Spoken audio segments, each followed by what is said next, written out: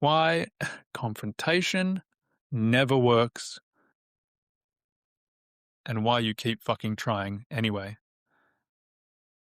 If confronting a covert narcissist ever worked, this podcast wouldn't fucking exist. You wouldn't be here. You wouldn't be rereading conversations at 2 a.m. You wouldn't still be wondering how something so obvious kept going for so long. Confrontation doesn't fail because you did it wrong. It fails because the system cannot survive honesty. The lie you were sold, if I just explain it clearly. This is the trap smart, decent people fall into. You believe clarity leads to understanding. Understanding leads to accountability. Accountability leads to change. That chain works with adults who have an intact moral core. It does not fucking work here. You're not dealing with misunderstanding. You're dealing with defensive architecture, what you think is happening versus what's actually happening. You think you're having a conversation, they think they're under attack. You bring facts. Patterns, emotional truth. They hear exposure, shame, threat to the false self. So the goal is not resolution, the goal is escape. The instant deflection protocol, the moment you confront them, the bullshit protocol activates. Deny the facts, question your memory, attack your tone, reframe your intent, claim injury, reverse roles. Within minutes, you're no longer discussing the behaviour. You're like, you fucking having a lend, mate. Now you're defending your character. That's not coincidence. That's training. Why logic bounces off them like rubber? You can be calm, articulate, fair, evidence-based. No, sorry. It doesn't matter. Because logic requires one thing they refuse to provide, good faith. Good faith means, if this is true, I will change. They cannot allow that premise. Change would require admitting fault, tolerating shame, losing control. So logic is treated as hostility. The circular conversation from hell. Yeah, those fun times. You'll recognize this immediately. You say, when you do X, it affects me like Y. They respond, why are you always attacking me? You clarify. They escalate. You slow down.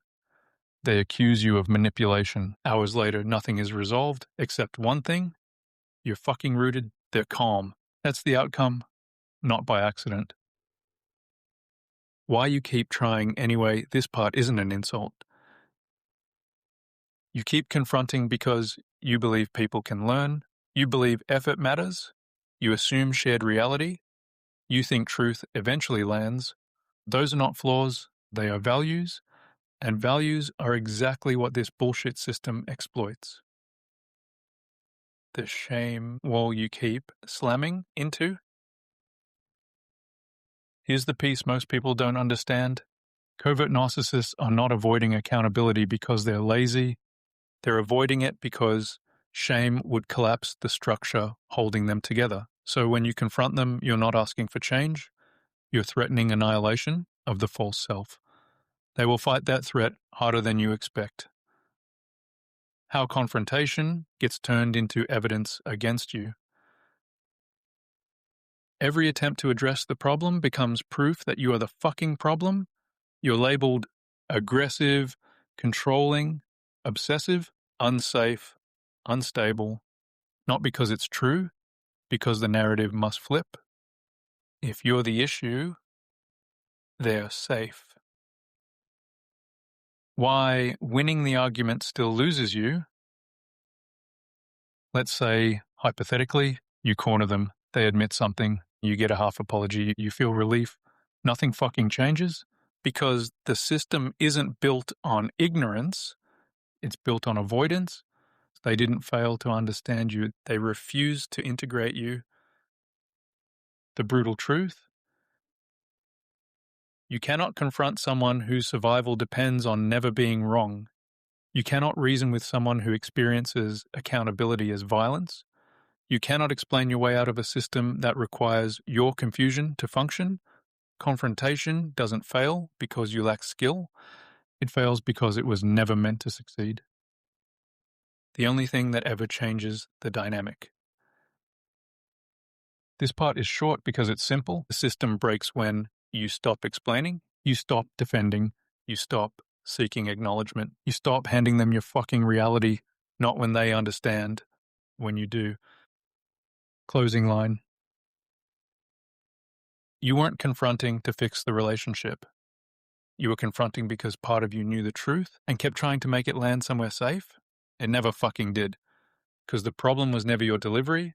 It was that you were speaking to a void that survives by swallowing responsibility whole. Around this time, they start to prepare for the one constant in any of their relationships. The fucking end. That's where this section belongs. The mechanic's view. This whole bullshit thing, it's like trying to diagnose a car while someone's actively fucking with it. You pop the bonnet, you point at the issue. There, that's the problem. And instead of fixing it, they start moving shit. That wasn't loose. You're looking at it wrong. That noise has always been there. You're like, mate, it's fucking knocking. And they go, why are you attacking the car? So you try again, slower, clearer. You explain it properly. Now suddenly, you're not diagnosing anymore. You're defending how you diagnose. You bring evidence, they question your tools. You show the fault, they question your intent. Next minute, you're arguing about whether you're even qualified to look under the bonnet. Meanwhile, the engine's still fucked. Nothing's fixed. Nothing's owned. Nothing's changed. And somehow, you leave the workshop feeling like you're the problem while they're standing there, arms crossed, acting like they just passed an inspection. One-liner. You're not failing to fix it. You're trying to repair a system that changes the fault every time you find it. Well, that's where today's episode wraps up, and we call the tow truck to remove the shit box from our workshop. Until next time, take care of yourself. Quick plug of my books before you fuck off. My latest book is Chaos, Clarity, Calm. A Man's Guide to Rebuilding After Narcissistic Abuse. And my first book, The Mechanics of Toxic Relationships. Available on Amazon. No clinical fluff, just ways to get your fucking life back